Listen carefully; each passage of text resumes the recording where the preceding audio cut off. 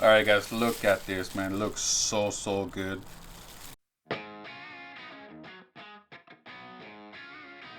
Welcome back to my channel. My name is Ricky. This is my channel's Rickysfoods.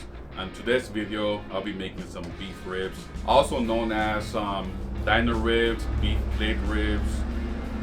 That's what we're making. We're making beef ribs. So if you come in over here, so these are 3-bone ribs over here. So you can see the 3 bones. It's nice and thick. So if you can get them the thicker, the better, man. I like big ribs. So these are gonna render down really good. So there's a lot of fat on top. I like to trim some of it, not all of it, but just some of it. So in between the fat, there's some silver skin. So under the fat, you want to make sure you want to get the silver skin, because you want to get your seasoning to be touching the meat. So that's what we're gonna do right now. So I'll be trimming. So as you can see, I already trimmed some of the fat, but there's more to trim. So for today's cook, we're gonna keep it simple, just SPG. I'll be using Kinder's the blend, so salt, pepper, and garlic basically. So I'm gonna be trimming the ribs, and for my binder, I'll be using Worcestershire sauce, just to make sure that the rub sticks to the meat. And I'll be using my S&S kettle over here. So I got the slow and sear already set up. We'll be using some mesquite. I got a couple chunks in there. So over here on the side, I just put a whole bunch of briquettes. We're using Jealous Devil briquettes over here. And then on the chimney starter, I got like about 8 or 10 briquettes. So I'm gonna light these up, and then I'm gonna put it over here on the slow and sear on the top part. So it's gonna work like a snake method. It's gonna last me, this will probably last me like around 8 hours. So we'll be using that over here. Let's come back over here to the rib. So let's start trimming. So like I said, we're gonna trim some of the fat, not all of the fat. So let's get to it. So like I said, guys, you don't want to take too much of the fat, just some of it. I like fat.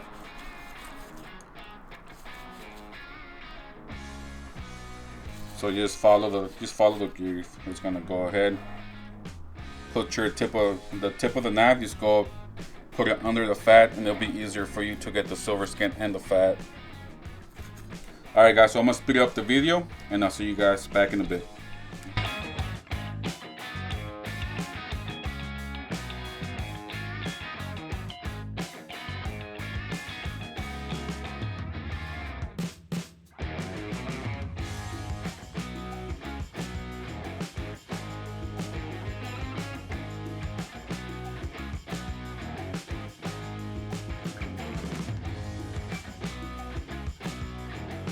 Alright guys, so that's as much as fat I'm gonna remove from the top.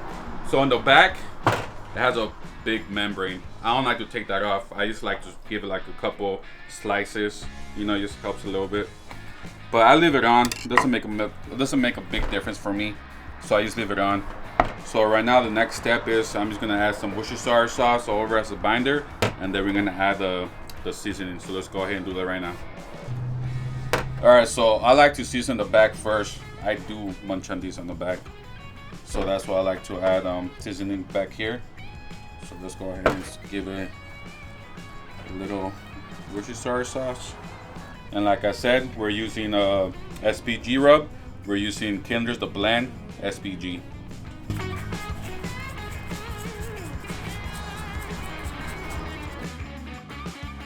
Alright, make sure you always tap it down. Make sure it sticks in there. And then I like to go to the other side and do the same thing. And you can go a little bit heavy on the rub, because I mean it's a big cut of beef, so I can handle it.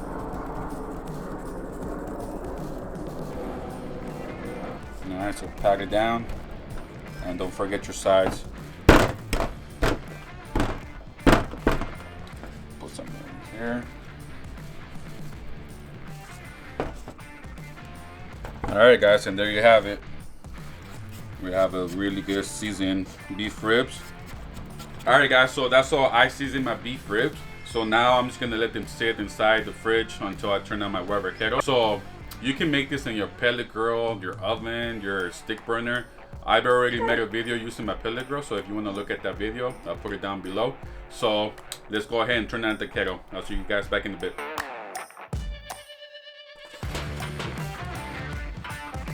Alright guys, so now that we put the charcoal already in there, so I'm gonna add hot water to the water reservoir over here, just so we can keep moisture inside the kettle. So just a little bit, not that much, because we're not gonna be cooking for a long time. So this is hot water already in there. Alright, so that's good enough. I'm gonna close this up for a bit. I'm gonna leave all the vents open. I'll be using the meter probe just so I can monitor the internal temperature of the rib, and also I'll be monitoring the temperature of the kettle. And this is all wireless, so that's why I love this. So you just take this needle and you just put it in the thickest part of the rib, which on this case is gonna be right here. So you're just gonna put it, just push it all the way. There's a little line right there. I don't know if you guys can see that. You just want to make sure you go past that a little bit. All right, so right there. Now that we got the rib ready to go into the kettle, I'm just gonna let the kettle smoke for 5-10 minutes just so we can get that dirty smoke out, and I'll see you guys back in a bit. All right guys, so it's been about 10 minutes and we're gonna put the ribs inside the kettle, so let's go ahead and do that right now. So I'm gonna put the thickest part facing the fire, or towards the fire. So let's go over here. Alright guys, so that'll be perfect right there. Fits perfectly.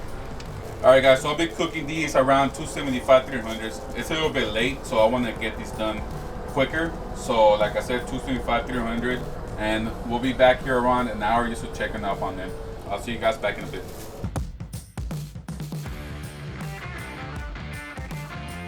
Alright, so it's been about an hour and a half and it's time to check on these ribs.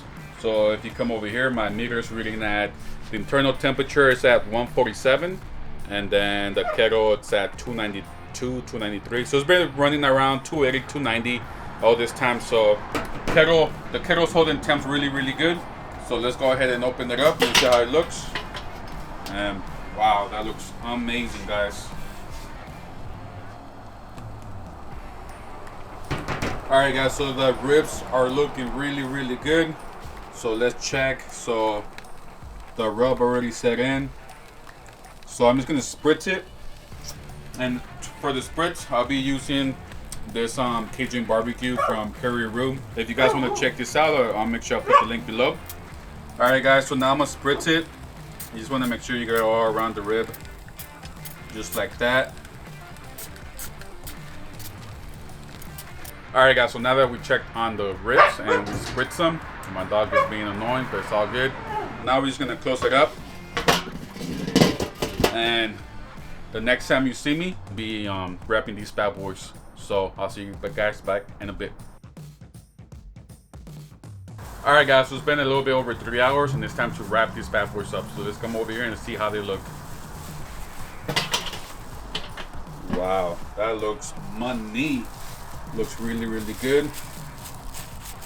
So it's a little bit tender. It's getting there. I like the color. Look how juicy that is. Wow, look at that. I got my subscription because I don't want all the juices to go out. Alright guys, so now I'm gonna wrap these bad boys up. So I got an aluminum pan over here. Alright guys, so the way I'm gonna wrap these out is I got 2 aluminum pans over here just to make sure that I don't tear one up and start dripping. So I'm gonna put them right here, and then I'm gonna add beef broth, and then I'm just gonna wrap them up. So let's go ahead and do that. So just grab them.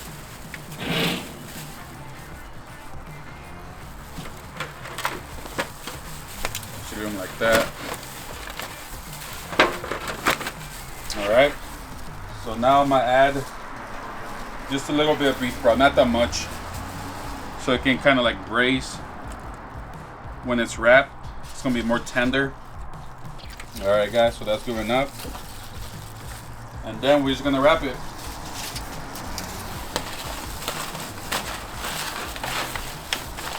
I'm gonna wrap it up.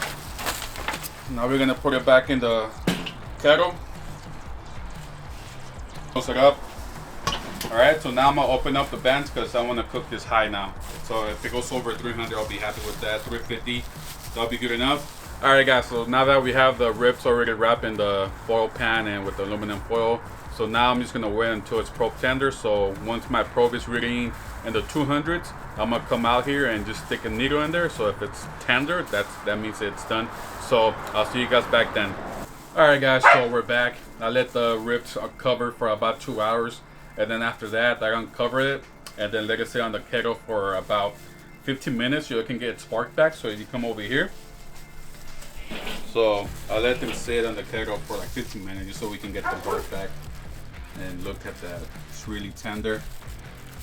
It's already really tender and juicy. So if I do the probe test, it goes in like butter. No resistance at all.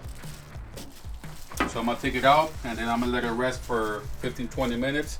And after that, I'll see you guys back in a bit. All right, guys, welcome back.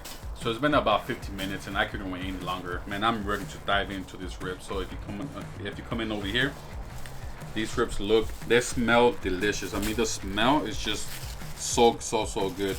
The bark is right there. We were using some mesquite chunk woods for this cook. So I'm ready to dive in. So let's cut them open. Let's see how we did.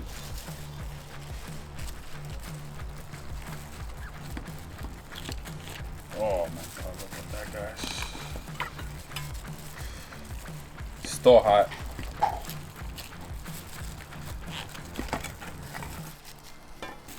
Alright, guys, look at this, man. It looks so good. Look, if that's not juicy, I don't know what is. Super juicy. Look, nice, perfect smoke ring all around. Alright, guys, so I think we're ready for a taste test. So let's see how we did. So you come follow me over here. Look at this, guys. Damn. Let's take a bite. It's still hot, so it's probably gonna burn myself.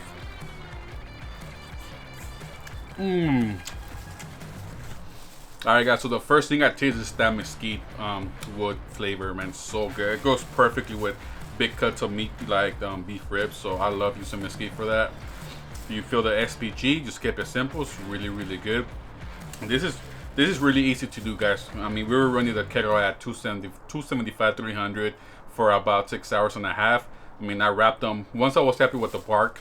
I wrapped them and with an aluminum pan and foil over it and let it go for another 2 hours. After that, I uncover it, put it on the kettle for about 15-20 minutes so we can get the bark back.